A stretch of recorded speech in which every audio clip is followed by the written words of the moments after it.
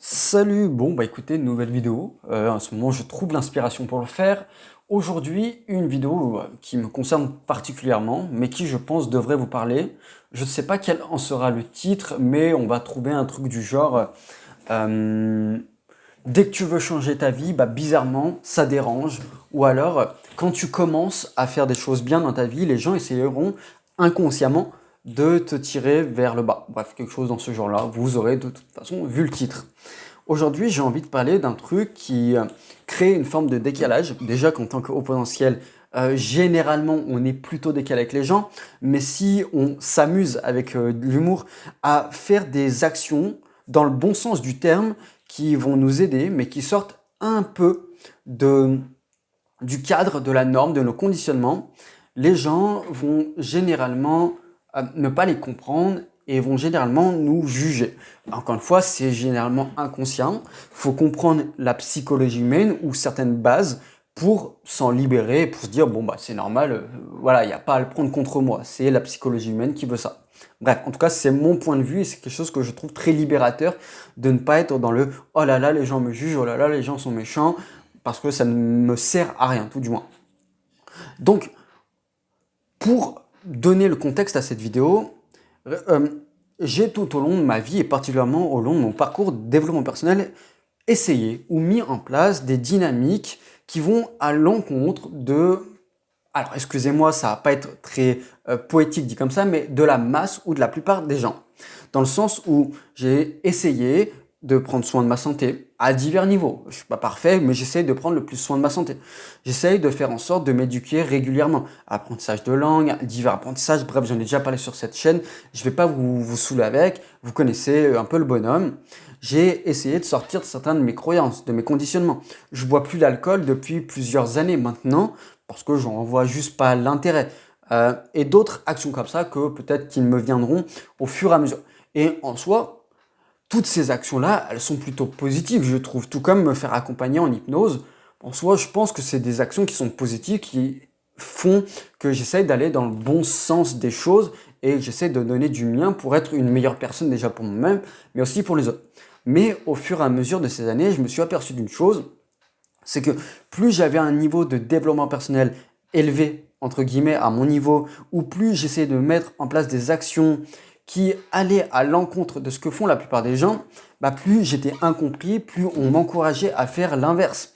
Pour vous donner un exemple qui m'est arrivé récemment, moi je suis toujours parti d'un principe, c'est que avant de consommer une relation, donc partez du principe avant d'avoir une sexualité avec une relation, si un jour ça devait arriver, bah ce serait pas avant plusieurs semaines d'avoir appris à connaître la personne. Enfin, bref, pour moi c'est mon schéma qui est normal. Mais à chaque fois que je raconte ça, les gens me jugent et les gens me disent t'abuses, mais vas-y, fais le premier soir, je sais pas quoi. Pourtant, c'est pas des mauvaises personnes, c'est pas des personnes que je considère non intelligentes, parfois même l'inverse. Mais vous voyez que le simple fait d'avoir un comportement qui sort de la norme aujourd'hui, sur ce point-là, ben les gens vont me décourager à être dans mon optique qui est pour moi une optique qui est plutôt saine. Après, peut-être que je suis vieux jeu, peut-être que je suis un vieux con avant l'âge, mais vous voyez l'idée. Tout comme j'ai essayé pendant de nombreuses années de me coucher tôt. Mais à chaque fois que j'essaie de me coucher tôt, j'ai mon père qui me traite de vieux. Ou alors, quand je dis que je ne bois pas une goutte d'alcool, les gens sont plus ou moins dans le jugement. Un jour, j'ai parlé de ça sur un forum parce que je disais que j'ai envie de voyager, notamment en Asie, et que pour savoir à peu près le budget, étant donné que je ne bois pas. Et les gens m'ont plus ou moins dit, mais tu bois pas, tu vas jamais arriver à t'insérer socialement, tout ça. Bref, vous voyez un peu le délire de la chose. Donc, tout ça, si j'écoutais encore les gens aujourd'hui, bah, je ne ferais plus rien de ma vie. Parce que la plupart des comportements que je mets en place dans ma vie, c'est des comportements qui vont à l'encontre de ce que les gens font ou de ce que les gens me disent. Bien évidemment, je ne le vis pas toujours bien, même si 95% du temps aujourd'hui, je suis arrivé à me détacher. Mais la première morale que je veux faire de cette vidéo, c'est si vous vous arrêtez à ce que les gens vous disent, vous n'allez jamais être heureux et bien dans votre peau. Et encore plus vrai, je pense, chez un haut potentiel. La plupart des hauts potentiels ont des comportements, des modes de fonctionnement et sont généralement très intéressés par un mieux-être, que ce soit d'eux ou de la société. Mais si vous écoutez les gens, bah vous arrêtez à leur dire. Et il y a des explications que je vais donner juste après. Donc, la première chose que je voulais dire, c'est arrêter de vous prendre trop ou de prendre trop au sérieux ce que les gens disent. Toujours, c'est un truc que je dis quasiment dans toutes les vidéos, mais les gens, tout comme nous en fait, répondent à partir de leur biais. Et ce qu'ils vont dire, c'est pas contre vous, mais c'est juste parce que ils vont projeter ce qu'il y a à l'intérieur d'eux vers vous. En fait, peut-être qu'ils ont des impossibilités ou peut-être qu'ils ne voient pas le monde à partir du même niveau de conscience que vous. Donc, par conséquent, quand vous allez dire quelque chose qui vont à l'encontre de leur schéma de pensée, ben, ils vont entrer dans un jugement ou dans un tu te prends trop au sérieux. Bref, vous voyez un peu le genre de réflexion que je veux donner. Je vous avouerai ne pas avoir trop travaillé la vidéo, d'y être en spontané. Ce qui fait que va peut-être pas y avoir autant de profondeur qu'un peu d'habitude. Donc, la première chose, c'est accepter d'être souvent incompris, déjà je pense en tant qu'au potentiel, mais encore plus si vous êtes dans une dynamique à mettre en place du mieux-être pour vous et être heureux. J'en avais fait encore une fois une vidéo, mais les gens ne sont pas heureux. Et les gens essayeront inconsciemment, encore une fois, je ne crie pas au complot conscient, mais les gens inconsciemment essaieront de vous tirer vers ce qu'ils connaissent. Et si les gens ne connaissent pas le bonheur et qu'ils connaissent que le malheur, eh ben inconsciemment, ils essaieront de vous tirer vers ça. Première chose. Ensuite, c'est de continuer à faire ce que vous faites, même si c'est imparfait, même si c'est mal, mais à le faire sans chercher la validation. Pour moi, c'est une des grandes matrices de notre monde ou une damnation sur cette terre même, mais les gens qui cherchent à chercher la validation, parce qu'on ne pourra jamais la trouver complètement. Il y a tellement de variété dans la façon de penser, dans les vécus, dans les filtres, que si on cherche la validation, et notamment une validation extrême presque de tout le monde, on la trouvera jamais. C'est impossible.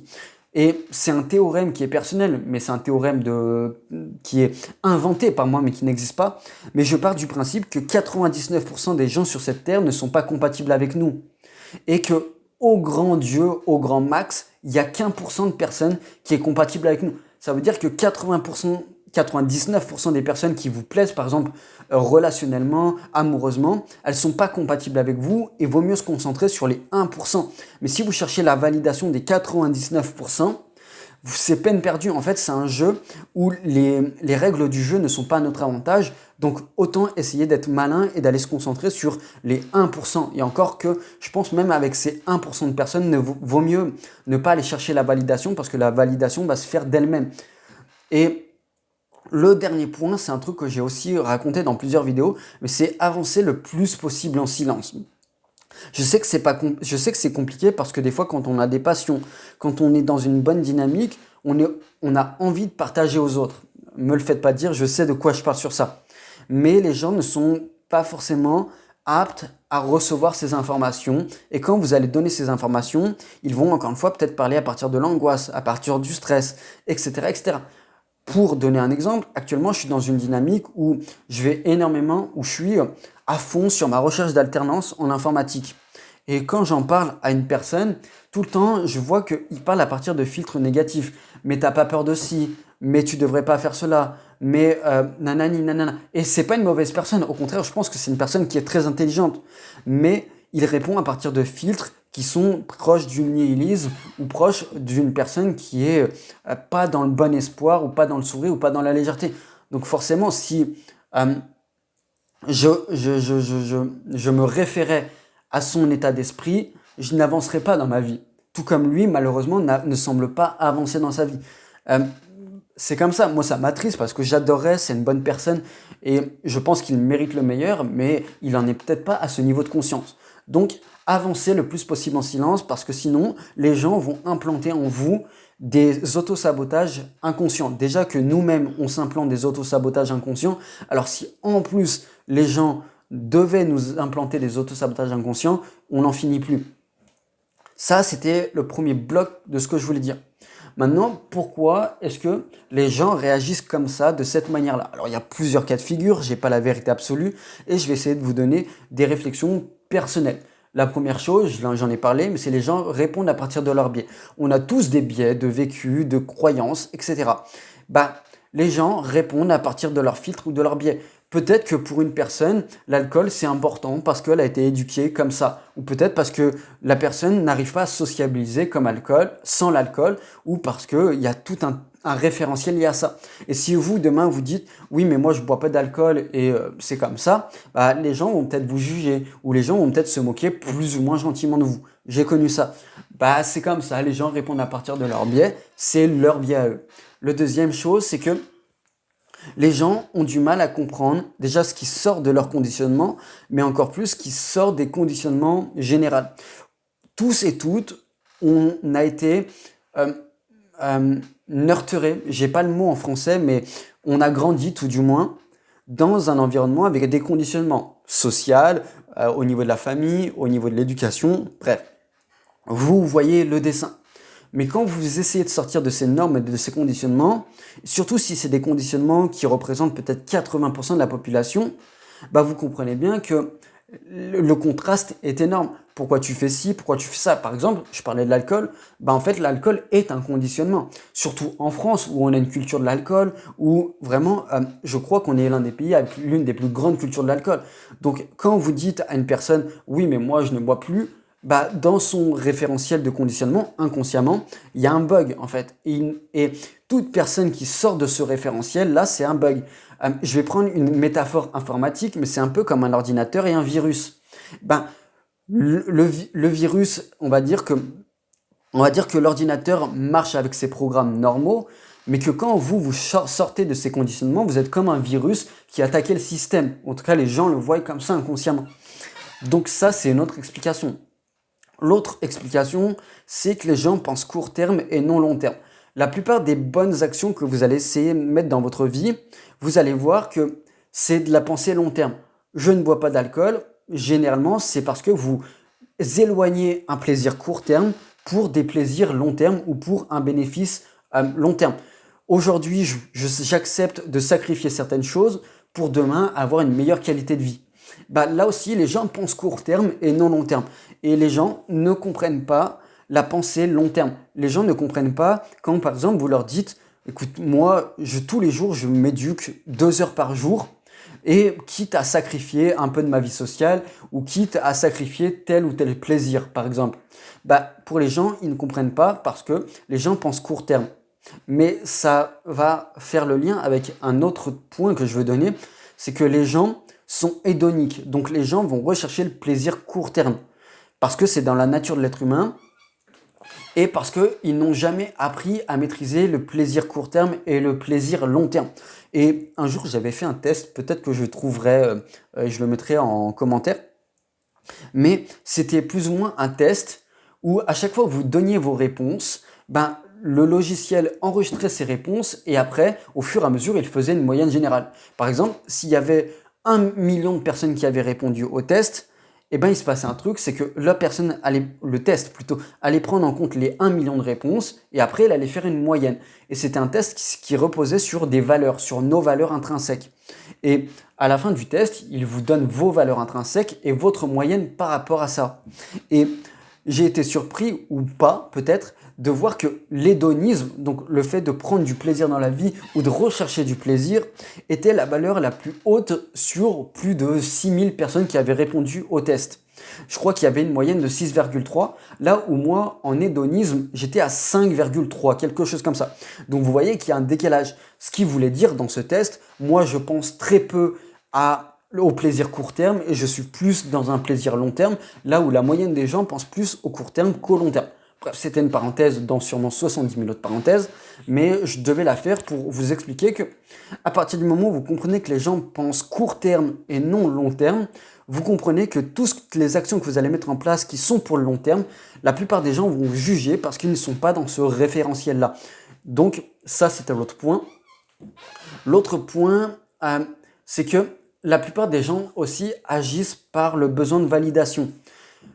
C'est comme ça, c'est aussi, il faut le comprendre, dans la nature humaine et dans la nature évolutive de l'être humain. L'être humain a fait ses armes au fur et à mesure du temps, en grande partie par la tribu. En tout cas, on est un être tribal, où on a besoin de tribu, on a besoin de sociabilité, plus ou moins selon les profils. Bah, ça passe aussi par la validation des gens. Parce que, fut certaines années, quand vous étiez pas validé, et voire même excommunié, bah, ça pouvait avoir des conséquences qui étaient très graves. Et je ne parle pas forcément à l'âge de l'homme de Cro-Magnon comme on a l'habitude de donner cet exemple, mais déjà juste il y a quelques siècles. Le besoin de validation était extrêmement important parce que les conséquences pouvaient être très très importantes au point où on pouvait parler de vie ou de mort, quasiment. Donc, en fait, aujourd'hui, les gens n'ont pas changé de logiciel et ne changeront probablement jamais de logiciel, mis à part s'ils font un travail sur eux. Et encore que à certaines limites, parce que c'est quelque chose qui est très ancré en nous, je pense. Mais quand vous faites quelque chose qui sort de la validation, les gens vous jugeront parce que, encore une fois, ils ne se réfèrent pas à cela. Par exemple, le besoin de boire de l'alcool, besoin, entre guillemets. C'est un besoin de validation, notamment social. La plupart des gens boivent socialement parce que, il y a une question de validation sociale. Regardez, il y a juste à prendre mon exemple. Je ne suis pas le seul. Mais quand moi je dis que je ne bois pas d'alcool, il y a des gens qui vont automatiquement m'exclure. Donc il y a déjà une question de validation sociale là-dedans. Et c'est le cas pour plein d'autres aspects de ma vie, mais aussi probablement de la vôtre. Quand je dis que je m'éduque régulièrement, que je préfère m'éduquer plutôt que socialiser d'une manière abstraite, les gens ils vont automatiquement me mettre dans des cases plus ou moins et me valider socialement ou non. Donc voilà, tout ça, ça explique des comportements. Il n'y a pas besoin de s'alarmer, il n'y a pas besoin d'être dans «oh là là, les gens sont méchants» ou «les gens sont bêtes». Bref, les gens sont humains, il faut le comprendre, il faut plus ou moins l'accepter. Après, l'accepter ne veut pas dire que on doit forcément croire ce que les gens vont nous dire, ça c'est notre responsabilité. Et l'accepter ne veut pas forcément non plus dire que on va calquer notre vie en fonction de ce que les gens nous disent. C'est pas tout le temps facile, ça demande du travail sur soi, ça demande d'avoir une haute confiance en soi, en la vie, je pense, mais c'est réalisable. Donc voilà pour cette vidéo qui dure 16 minutes où j'ai essayé de la tourner en une fois, ce qui fait que ça peut être un peu brouillon parfois. Donc voilà, je vous souhaite de prendre soin de vous, le commentaire, le like, l'abonnement, vous connaissez la chanson. Si vous avez des idées de thématiques de vidéos, n'hésitez pas. Et puis voilà, prenez soin de vous, encore une fois.